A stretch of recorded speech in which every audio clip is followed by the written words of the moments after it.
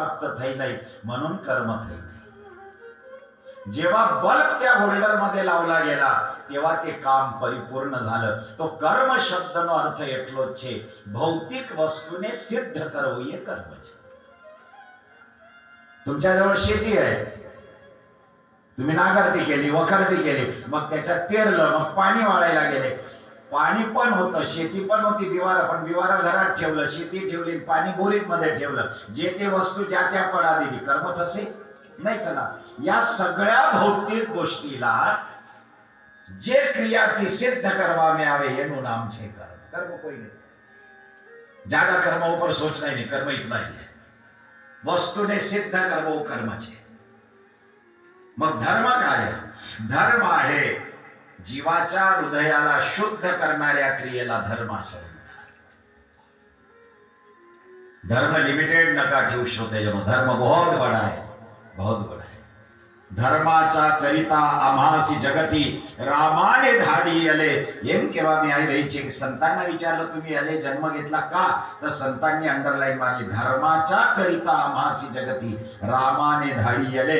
म्हणून याद રાખજો, व्यासपीठ पे બેસનારો માણસ ये इलेक्शन થી નહીં બટતો, ભગવાનના સિલેક્શન થી બટે છે.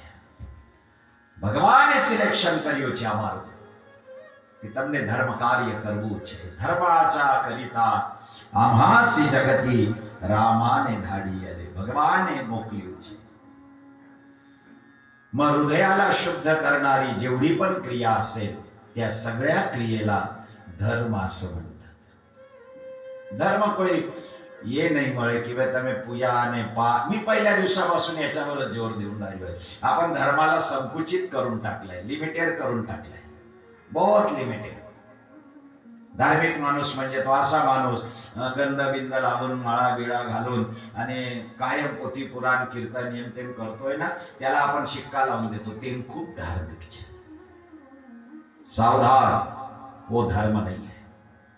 धर्म ये છે जी जी गोष्ट तुमच्या हृदयाला शुद्ध करत असेल एનું नाम धर्म છે.